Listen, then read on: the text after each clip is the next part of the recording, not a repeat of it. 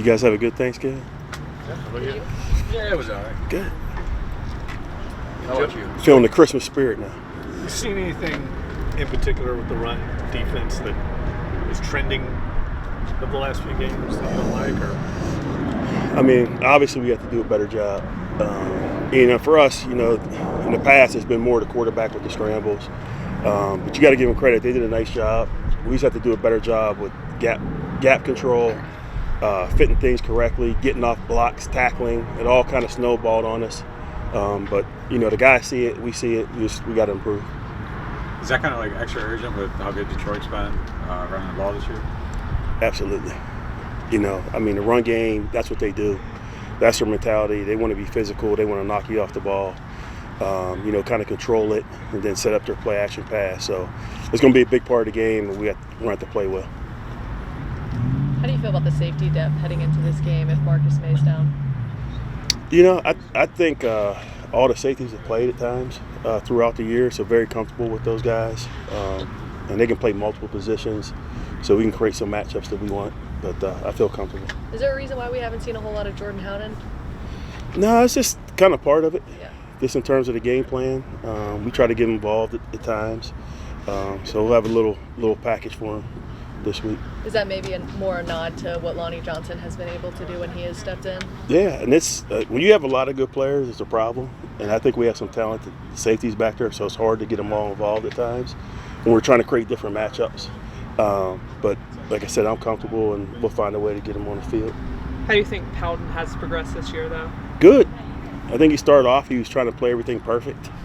It's like, you can't play that way. When you try to play everything perfect, you make mistakes. So I think he's more comfortable with the system.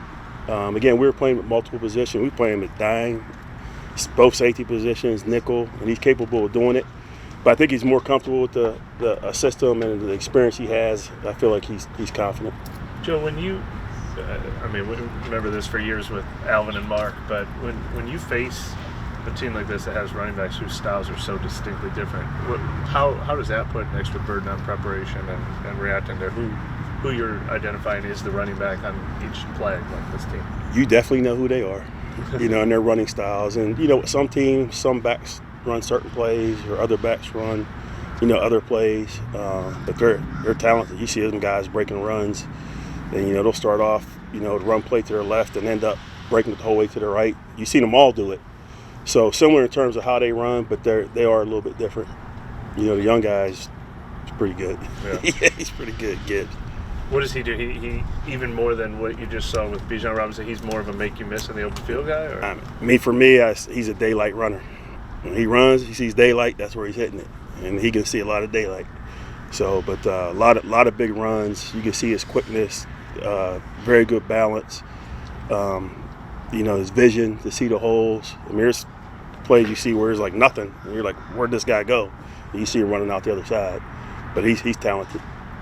Will Detroit give you guys an opportunity at sacks? I know you haven't faced a quarterback who will hold the ball in the pocket. Is this one that will actually play in the pocket? I hope they do. We'll find out. That's always part of our package, just in terms of different ways to get after the quarterback. Whether it's coverage related, 4-man rush pass games, or whether it's different type of pressure. So we have to affect them and find ways to take away the ball to change the game. Was Foskey able to do anything to continue developing while he was out, or is that kind of pause when you aren't out there like repping and stuff? Yeah, no, definitely. Develop physically and get himself in the best shape he can be in. But you need the reps on the field. So he's back. He's doing a good job for us. So I'm excited to see him play. So see where he's at. Cam hasn't practiced with 2 days with the ankle, but is he the type of guy that even if he doesn't practice this week, he still maybe has a shot? I'm sure he's done it before plenty of times. But yeah, he's definitely that guy. Just a veteran player that's played a long time, understands his body, where he's at. So it'll be a day-to-day deal. We'll see what happens. What have you made of his season? And the sacks probably aren't where he wants it to be, but do you still see anything disruptive? Sometimes the numbers aren't there, and I'm sure would like to have better sack numbers. But it comes down to doing your job in the running and pass game. Comes down to pressuring the quarterback. We've turned the ball over or had a lot of takeaways, and that's part of what they do up front. So, again, the numbers aren't there, but I feel like he's an effective player for us. Joe, have you all dialed up more blitzes lately? Is that more game plan specific or opponent specific, or are you We always have them. Yeah. We always have them. It's just the flow of the game. And it's not intentional though. Y'all not doing more just to try and generate pressure. With Well, blitzes? like I said, it's not always the sack numbers.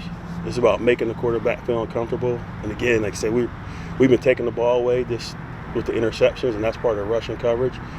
But it's just really filling out the game when to call those pressures, but we have them. It's just the flow of the game.